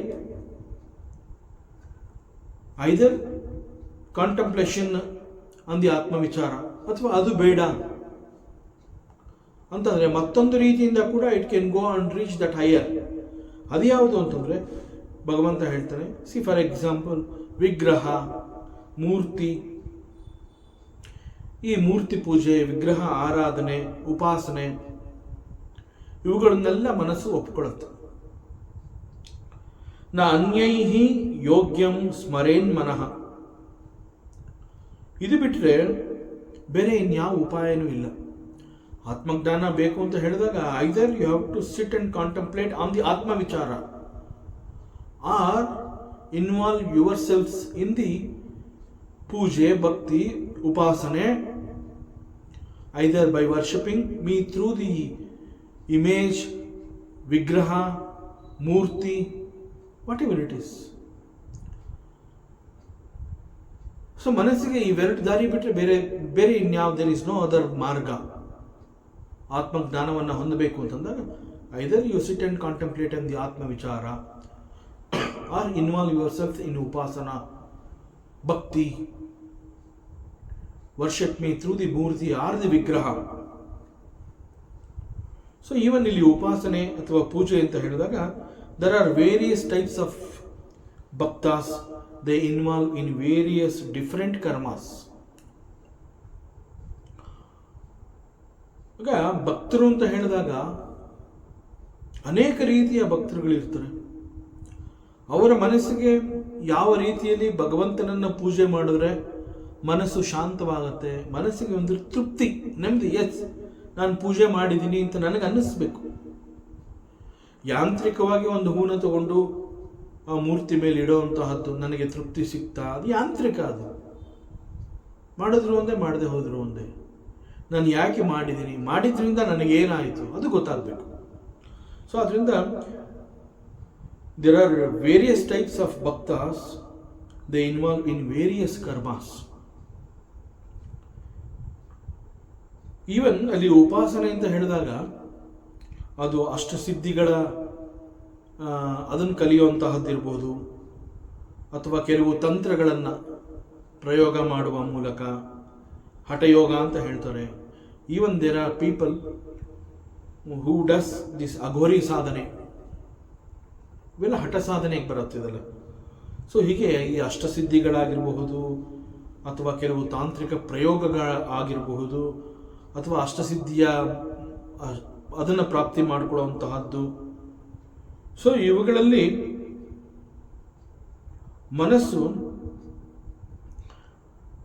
ತನ್ನನ್ನು ಅವುಗಳಲ್ಲಿ ಗುರುತಿಸಿಕೊಂಡಾಗ ಅಲ್ಲಿ ದೇರ್ ಈಸ್ ಒಂದು ಎಡುವಂತಹ ಚಾನ್ಸಸ್. ಬಿಕಾಸ್ ಇವುಗಳೆಲ್ಲ ಏನು ಅಂತಂದರೆ, ಪ್ರಪಂಚದ ಕೆಲವು ವಸ್ತುಗಳು ಹೇಗೆ ಮನಸ್ಸನ್ನು ಆಕರ್ಷಿಸುತ್ತೆ, ಅದಕ್ಕಿಂತ 100 ಪಟ್ಟು ಹೆಚ್ಚಿದಾಗಿ ಇವುಗಳು ಮನಸ್ಸನ್ನು ಆಕರ್ಷಿಸುತ್ತೆ.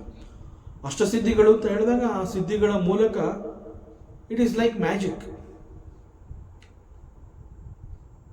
ಸಣ್ಣದಾಗಿ ಹೋಗೋದು, ದೊಡ್ಡದಾಗಿ ಕಾಣಿಸ್ಕೊಳ್ಳುವಂತಹದ್ದು, ನೀರಿನ ಮೇಲೆ ನಡೆಯುವಂತಹದ್ದು, ಆಕಾಶದ ಮೂಲಕ ಹಾರಿ ಹೋಗುವಂತಹದ್ದು, ಇದೆಲ್ಲ ಅಷ್ಟಸಿದ್ಧಿಗಳು. ಅದೇ ರೀತಿ ಕೆಲವು ತಾಂತ್ರಿಕ ಪ್ರಯೋಗಗಳು, ಕುಳಿತ ಜಾಗದಲ್ಲೇ ಇಂತಹದ್ದು ಬೇಕು ಅಂತಂದಾಗ ಅಂತಹದ್ದನ್ನು ಪಡ್ಕೊಳ್ಳುವಂತಹದ್ದು. ಮತ್ತು ಹಠಯೋಗ ಅಂತ ಹೇಳಿ, ಹಠಯೋಗ ಅಂತಂದರೆ ನೇರವಾಗಿ ಸೂರ್ಯನನ್ನು ಒಂದೇ ಸಮ ನೋಡುವಂತಹದ್ದು, ಒಂಟಿ ಕಾಲಲ್ಲಿ ನಿಂತ್ಕೊಂಡು ತಪಸ್ ಮಾಡುವಂತಹದ್ದು, ಇದೆಲ್ಲ ಹಠಯೋಗ ಇವೆಲ್ಲ. ಮತ್ತು ಅಘೋರಿ ಸಾಧನೆ ಅಂತ ಹೇಳಿ ಬಹಳ ಭಯಂಕರವಾದ ಸಾಧನೆಗಳಿವೆಲ್ಲ. ಸೊ ಇವುಗಳೆಲ್ಲ ಏನು ಮಾಡುತ್ತೆ, ಮನಸ್ಸು ಇವುಗಳಿಗೆ ಆಕರ್ಷಿತವಾದಾಗ ಒಂದು ರೀತಿಯಲ್ಲಿ ಅವುಗಳು ಸಾಧಕನ ಮುಖ್ಯ ಉದ್ದೇಶದಿಂದ ಅವನನ್ನು ದಿಕ್ಕು ತಪ್ಪಿಸೋ ಹಾಗೆ ಆಗುತ್ತೆ. ಸೊ ನಮ್ಮ ಮುಖ್ಯ ಉದ್ದೇಶ, ಅದರ ದಿಕ್ಕನ್ನು ಬದಲಾಯಿಸುವಂತಹ ಸಾಧ್ಯತೆಗಳು ಈ ಮಾರ್ಗಗಳಲ್ಲಿದೆ. ಯಾವಾಗ ಇಲ್ಲ ನನಗೆ ಕಾಂಟಂಪ್ಲೇಷನ್ ಬೇಡ, ಆತ್ಮವಿಚಾರವನ್ನು ನಾನು ಚಿಂತನೆ ಮಾಡೋದಿಲ್ಲ, ನಾನು ಮೂರ್ತಿ ಪೂಜೆ ಅಥವಾ ಒಂದು ಭಕ್ತಿ ಮಾರ್ಗ ಅಂತ ಹೇಳಿ, ಅಥವಾ ಉಪಾಸನೆ, ಕೆಲವು ವ್ರತ ನಿಯಮಗಳನ್ನು ನಾನು ಪಾಲಿಸ್ತೀನಿ, ಅಷ್ಟಸಿದ್ಧಿಗಳನ್ನು ಪ್ರಾಪ್ತಿ ಮಾಡ್ಕೋತೀನಿ, ತಾಂತ್ರಿಕ ಪ್ರಯೋಗವನ್ನು ಕಲ್ತ್ಕೋತೀನಿ, ಹಠಯೋಗದಲ್ಲಿ ಇನ್ವಾಲ್ವ್ ಆಗ್ತೀನಿ, ಅಲ್ಲಿ ನಾನು ಬೇರೆ ಏನೋ ಸಾಧನೆ ಮಾಡ್ತೀನಿ ಅಂತ ಹೇಳಿದಾಗ ಅದೇನಾಗುತ್ತೆ, ಇಲ್ಲಿ ಆತ್ಮವಿಚಾರ ಅಂತ ಹೇಳಿದಾಗ the very purpose is to gain the self knowledge, but it is totally deviating. ಯಾವುದು ಆತ್ಮವಿಚಾರದ ಕಾಂಟೆಂಪ್ಲೇಷನ್ ಬಿಟ್ಟು ಬೇರೆ ಈ ಒಂದು ಪ್ರಯೋಗಗಳಿಗೆ ಬಂದಾಗ ಮನಸ್ಸು ಇವುಗಳಿಗೆ ಆಕರ್ಷಿತವಾದಾಗ it forgets the very purpose. ನಾ ಏನು ಒಂದು ಆತ್ಮಜ್ಞಾನವನ್ನು ಸಂಪಾದನೆ ಮಾಡಬೇಕು ಅಂತ ಅಂದ್ಕೊಂಡಿದ್ದೆ, ಆ ಒಂದು ಉದ್ದೇಶ ಅದು ಸಂಪೂರ್ಣವಾಗಿ ಆ ಮನಸ್ಸಿನಿಂದ ಅಳಿಸಿ ಹೋಗುವಂತಹ ಸಾಧ್ಯತೆಗಳು ಇದೆ. ಸೊ ಇಲ್ಲಿ ಸಾಧಕ ಎಡವುವಂತಹ ಚಾನ್ಸಸ್ ಕೂಡ ಇದೆ. ಸೊ ಅದರಿಂದ ದೈವಾರಾಧನೆ, ಅದು ಪೂಜೆಯ ಆಚರಣೆ, ಭಕ್ತಿ ಮಾರ್ಗ, ಸೊ ರಿಫ್ಲೆಕ್ಷನ್ ಆನ್ ದಿ ಆತ್ಮವಿಚಾರ, ಇವುಗಳು ಎಸ್ಪೆಷಲಿ ಭಕ್ತಿ ಅಂತ ಹೇಳಿದಾಗ you try to recognise your self with the paramatma ಅಂತಂದರೆ ಭಗವಂತನಲ್ಲಿ ಆ ಒಂದು ಭಕ್ತಿಯ ಮೂಲಕ ತನ್ನನ್ನು ತಾನು ಕಳೆದುಕೊಳ್ಳುವಂತಹ ಸ್ಥಿತಿ, ದಟ್ ಈಸ್ ಕಾಲ್ಡ್ ದಿ ಭಕ್ತಿ. ಅದಕ್ಕೆ ಭಕ್ತಿ ಅಂತ ಹೇಳಿದಾಗ ತನ್ನನ್ನು ತಾನು ಕಳೆದುಕೊಳ್ಳುವಂತಹ ಪ್ರಯತ್ನವನ್ನು ಮಾಡ್ತಾನಲ್ಲಿ. So he experiences that through worship of the Ishtadaiva or through some upasana. ಆ ಡಿವೋಷನ್ ಟು ದಟ್ ಹೈಯರ್ ಹೇಗಿರುತ್ತೆ ಅಂತಂದರೆ ತನ್ನನ್ನು ತಾನು ಕಳ್ಕೋತಾನಲ್ಲಿ. He becomes one with that higher ಆತ್ಮ. ಯಾವುದನ್ನು ಅವನು ಆ ಒಂದು ನನಗಿಂತ ಹೆಚ್ಚಿನದು ಅಂತ ಅಂದ್ಕೊಂಡಿರ್ತಾನೆ, that higher reality, that higher truth. So ಆ ಒಂದು ಹೈಯರ್ ಟ್ರೂತಲ್ಲಿ ತನ್ನನ್ನು ತಾನು ಮರ್ಜ್ ಮಾಡ್ಕೋತಾನೆ. ಯಾಕೆ ಮರ್ಜ್ ಮಾಡ್ಕೋತಾನೆ ಅಂತಂದರೆ, ನಾನು is nothing, that is everything. So that is everything ಅಂತಂದಾಗ this is quite natural nothing. See everything ಅದಾಗಿರೋದ್ರಿಂದ ದಿಸ್ ಈಸ್ ನಥಿಂಗ್. ಸೊ ಈ ಒಂದು ಅಂಡರ್ಸ್ಟ್ಯಾಂಡಿಂಗ್, ಇಂತಹ ಒಂದು ಕ್ಲಾರಿಟಿ ಇದೆಲ್ಲ ಎಲ್ಲಿ ಸಿಗುತ್ತೆ ಅಂತಂದರೆ, not in hatha yoga, not in Aghori ಸಾಧನೆ, ನಾಟ್ ಇವನ್ ಇನ್ ಅಷ್ಟಸಿದ್ಧಿ. ಸಿ ರಾಮಾಯಣದಲ್ಲಿ ಒಂದು ಕಡೆ ಹನುಮಂತ ಅಷ್ಟಸಿದ್ಧಿಗಳನ್ನು ಕೊಟ್ಟಿದ್ದು ಸೀತಾಮಾತೆ. ಆಗ ಅವಳು ಕೇಳ್ತಾಳೆ, ನಿನಗೆ ಇನ್ನೇನು ಬೇಕು ಅಂತ. ಅವನು ಹೇಳ್ತಾನೆ, ನನಗೆ ಈ ಅಷ್ಟಸಿದ್ಧಿಗಳು ಬೇಕಾಗಿಲ್ಲ, I am not interested in it. I want always ರಾಮಭಕ್ತಿ ಅನ್ನೋಂತಹದ್ದು, that is higher then all these things. So I don't want all these siddhis, because the very purpose ಅದನ್ನು ಡಿವಿಯೇಟ್ ಮಾಡುತ್ತೆ ಇವು. ಸೊ ಅದರಿಂದ Hanumantha he rejects that. Exactly ಇಲ್ಲೂ ಕೂಡ ಅವನು ಆ ವಿರಕ್ತ ಭಾವ, ಆ ಪ್ರಪಂಚದಿಂದ ವಸ್ತುಗಳಲ್ಲಿ ಆ ವಿರಕ್ತ ಭಾವವನ್ನು ತೋರಿಸಿ ಮನಸ್ಸು ಕ್ವಯಟ್ ಆಗಿದೆ ಆ ಸಂದರ್ಭದಲ್ಲಿ ಅದು it searches the various other ways to gain the self knowledge.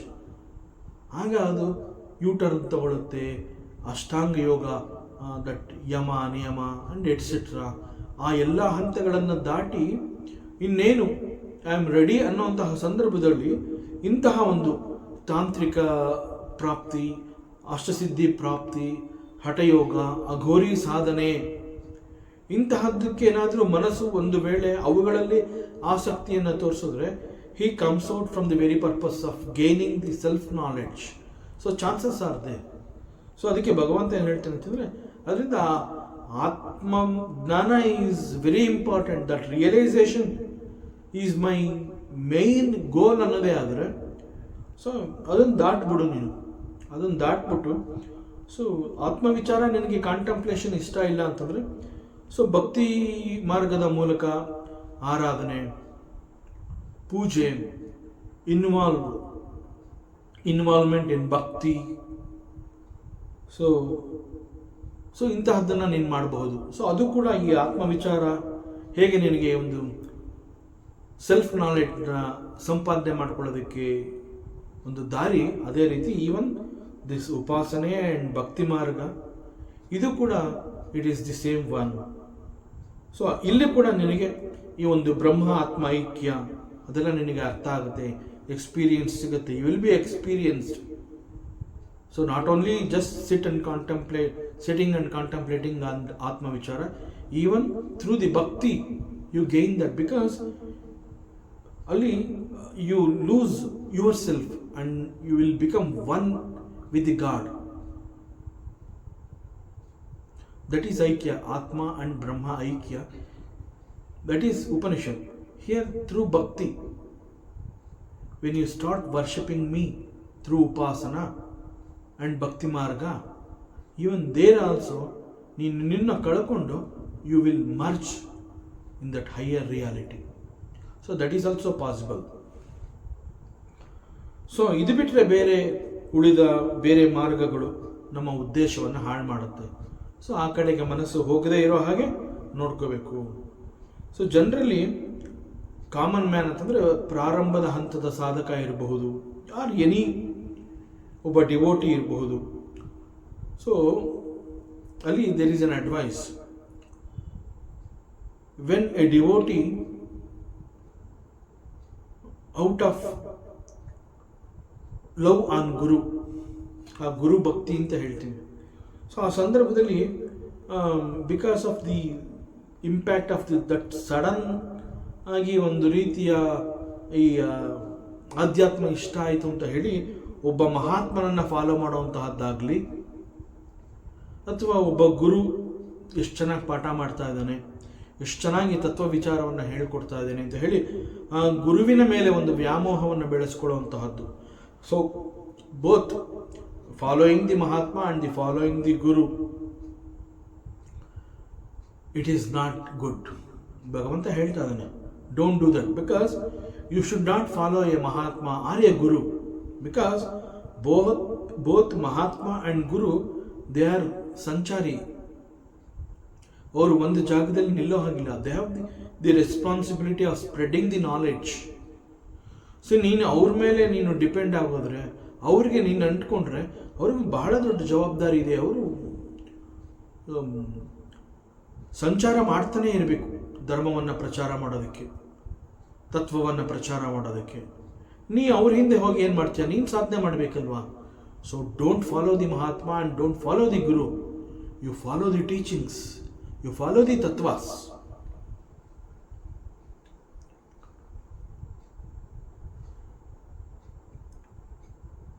So ಹೀಗೆ ಈವನ್ ಒಬ್ಬ ಮಹಾತ್ಮನನ್ನು ಫಾಲೋ ಮಾಡುವಂತಹದ್ದು ಮತ್ತು ಗುರುವನ್ನು ಫಾಲೋ ಮಾಡುವಂತಹದ್ದು ಕೂಡ ನಮ್ಮ ಮುಖ್ಯ ಉದ್ದೇಶವನ್ನು ಅದು ಡಿಫೀಟ್ ಮಾಡುತ್ತೆ. ಸೊ ಗುರು ಅಥವಾ ಮಹಾತ್ಮ ಅಂತಂದಾಗ ಜನರಲಿ ಹಿ ಈಸ್ ಎ ಸಂಚಾರಿ.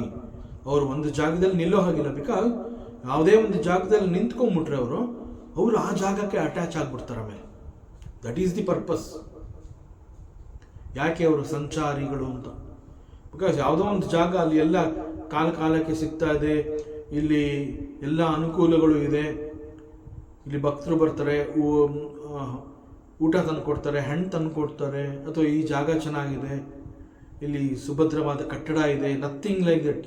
ಇದು ಯಾವುದಕ್ಕೂ ಅಟ್ಯಾಚ್ ಆಗಬಾರ್ದು ಒಬ್ಬ ಗುರು. ಯಾಕೆಂದರೆ ನಾಳೆ ದಿವಸ ಅವನು he will not go out of this place. So ಈ ಕಾರಣದಿಂದ ಒಬ್ಬ ಮಹಾತ್ಮ ಅಥವಾ ಗುರು ಅಂತಂದಾಗ ಅವನು he should be a sanchari. So you don't follow a guru or a mahatma, you follow his teachings, you follow the tattva of the mahatma. So ಅದಕ್ಕೆ ಈವನ್ ಗುರು ಆಲ್ಸೋ ಸೇಸ್, ನನ್ನನ್ನು ಫಾಲೋ ಮಾಡಬೇಡ. See, don't get attach to me. Instead of that, get attach to the God Narayana. You get attach to him. Because ಮನುಷ್ಯನ ಮನಸ್ಸಿನ ಸ್ವಭಾವ ಹೇಗೆ ಅಂತಂದರೆ, when you get attach to the guru or the human beings, immediate ಆಗಿ ಮನಸ್ಸಿನ ಸ್ವಭಾವ ಏನು ಅಂತಂದರೆ, it starts judging the human beings. ಈ ಗುರು ಎಷ್ಟು ತಿಳ್ಕೊಂಡಿದ್ದಾನೆ, ಇವನು ಇಷ್ಟನ ನನಗೆ, ಇವನು ಒಳ್ಳೆಯವನ, ಅಥವಾ ಇವನಿಗಿಂತ ಚೆನ್ನಾಗಿರೋ ತಿಳ್ಕೊಂಡಿರೋಂಥ ಇನ್ನೊಬ್ಬ ಗುರು ಇದ್ದಾನ. ಹೀಗೆ ಆ ಒಂದು ಗುರುವನ್ನು ಜಡ್ಜ್ ಮಾಡೋ ಆ ಸ್ವಭಾವ ಮನಸ್ಸಿಗೆ ಬಂದ್ಬಿಡುತ್ತೆ. ಸೊ ಅದ್ರ ಬದಲು if you get attach to the God Narayana, the mind it will not judge the supreme being, it will not judge the Narayana. Mind is prepared to judge a guru, but mind is not prepared to, mind does not want to judge the Narayana. So get attached to him, don't get attached to me. This is the very sincere advice of a guru. So even mind stops there. So adanna ಇಲ್ಲಿ ಪರಮಾತ್ಮ ಶ್ರೀ ಕೃಷ್ಣ ಉದ್ಧವನಿಗೆ ಹೇಳ್ತಾ ಇದ್ದಾನೆ. So the mind should dwell on the supreme spirit. So and should reflect only on the Atma Vicharas.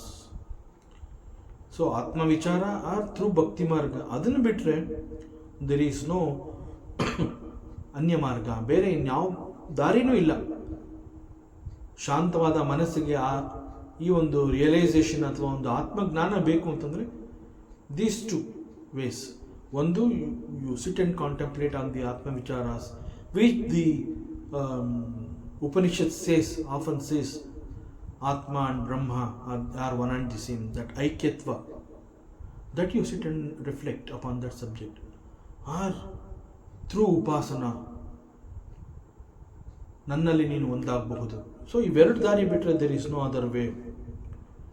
And you should also understand, ನಮಗೆ ಸಿಕ್ಕಿರುವಂತಹ ಈ ದೇಹ ಮತ್ತು ಮನಸ್ಸು ಅನ್ನುವಂತಹದ್ದು, they are the tools.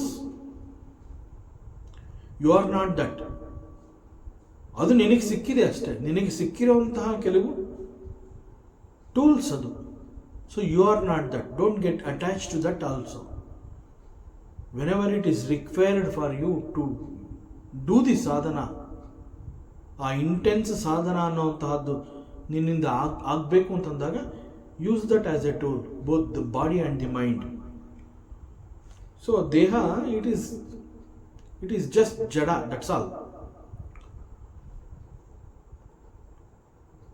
Keep your attention on that truth. So the yogic way ಅಂತಂದರೆ ಏನು ಅಂತಂದರೆ, that is starting from the yama niyama up to ಧ್ಯಾನ ಸಮಾಧಿ, ಅದನ್ನು ಅಷ್ಟಾಂಗ ಯೋಗ ಅಂತ ಹೇಳ್ತಾರೆ. So and even this when the mind wants to take a U turn ಅಂತಂದಾಗ ಅಲ್ಲಿ ಈ ಅಷ್ಟಾಂಗ ಯೋಗವನ್ನು ಯಾಕೆ ಹೇಳ್ತಾರೆ ಅಂತಂದರೆ, even through this ashtanga yoga it is only to quieten the mind, ಮತ್ತಷ್ಟು ಸುಧಾರಣೆ ಆಗಲಿ ಅಂತ. ಸೊ ಇದು ಕೂಡ ಮನಸ್ಸನ್ನು ನಿಲ್ಲಿಸಿಕೊಳ್ಳುವಂತಹ ಒಂದು ಉಪಾಯ. Mind should become very still. So once the mind is com and quiet, then the mind is ready. When the mind is ready and it is available for you, use it for sadhana. ಯಾವ ಥರ ಸಾಧನ ಅಂತಂದರೆ, ಐದರ್ contemplating in the atma ವಿಚಾರಾಸ್ ಬ್ರಹ್ಮ ಆತ್ಮ ಐಕ್ಯ,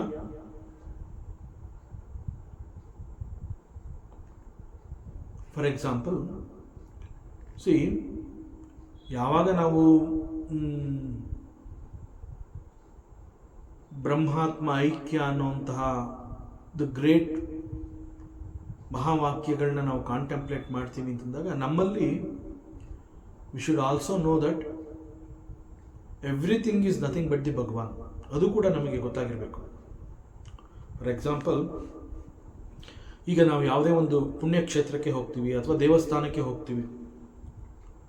ಆ ದೇವಸ್ಥಾನಕ್ಕೆ ಹೋದಾಗ ಅಲ್ಲಿ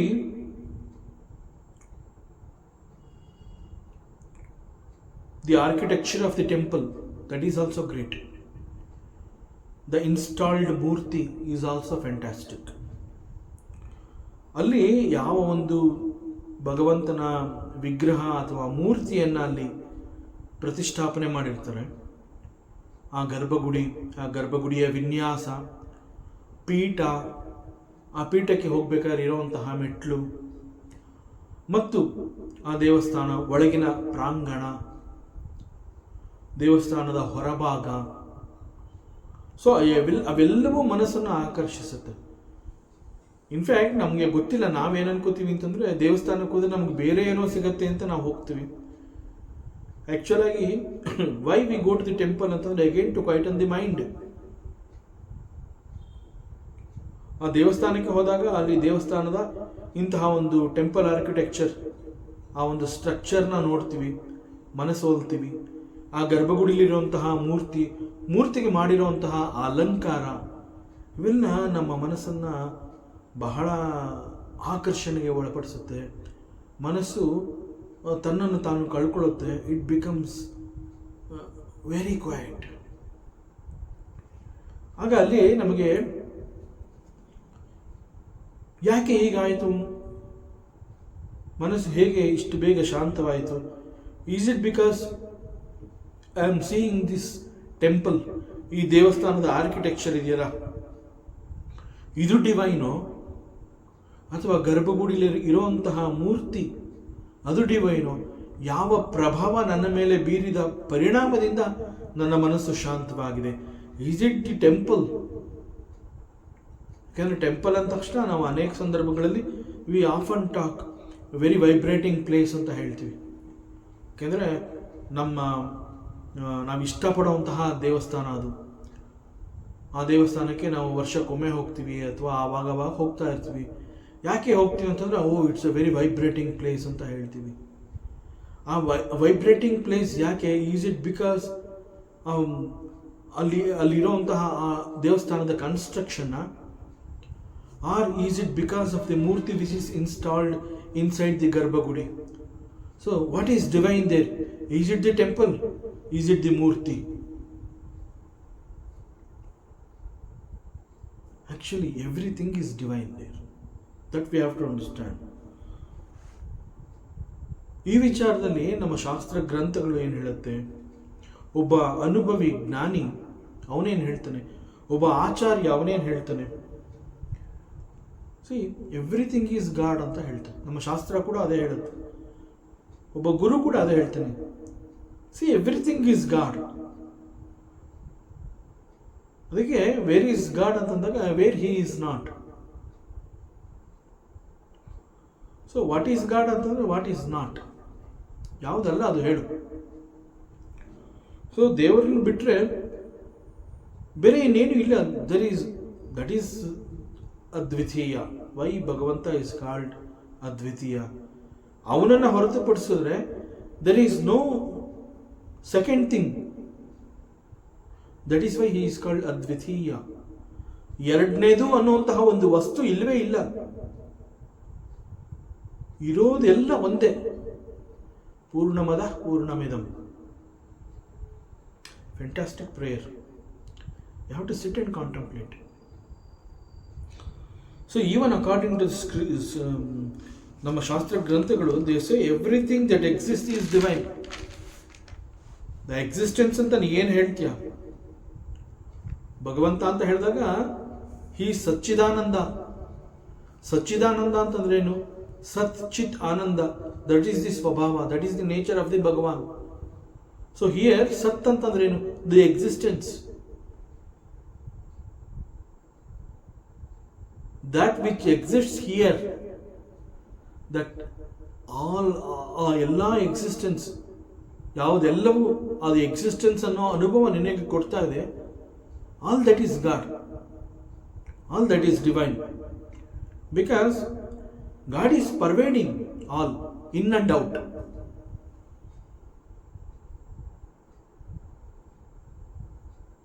but how everything is God? It is all okay.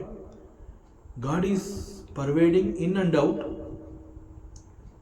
And ಭಗವಂತನ ಸ್ವಭಾವ ಸಚ್ಚಿದಾನಂದ ಅಂತ ಹೇಳಿದಾಗ ದಟ್ ಸತ್ aspect, existence, that is god. It's all okay. But still how everything is god. ಮತ್ತಷ್ಟು ವಿಚಾರಗಳಿದೆ. ಮುಂದಿನ ಅವಕಾಶದಲ್ಲಿ ಮತ್ತೆ ಮುಂದುವರಿಸೋಣ. ಓಂ ಪೂರ್ಣಮದಃ ಪೂರ್ಣಮಿದಂ ಪೂರ್ಣಾತ್ ಪೂರ್ಣಮುದಚ್ಯತೆ ಪೂರ್ಣಸ್ಯ ಪೂರ್ಣಮಾದಾಯ ಪೂರ್ಣಮೇವಾವಶಿಷ್ಯತೆ. ಓಂ ಶಾಂತಿ ಶಾಂತಿ ಶಾಂತಿ. ಹರಿ ಓಂ. ಶ್ರೀ ಗುರುಭ್ಯೋ ನಮಃ. ಹರಿ ಓಂ. ಈ ದಿನದ ಪ್ರವಚನ ಸೇವೆಯನ್ನು ಪರಮಾತ್ಮ ಶ್ರೀಕೃಷ್ಣನ ಪಾದಚರಣಗಳಿಗೆ ಅತ್ಯಂತ ಭಕ್ತಿಯಿಂದ ಶ್ರದ್ಧೆಯಿಂದ ಅರ್ಪಿಸೋಣ. ಶ್ರೀಕೃಷ್ಣಾರ್ಪಣಮಸ್ತು.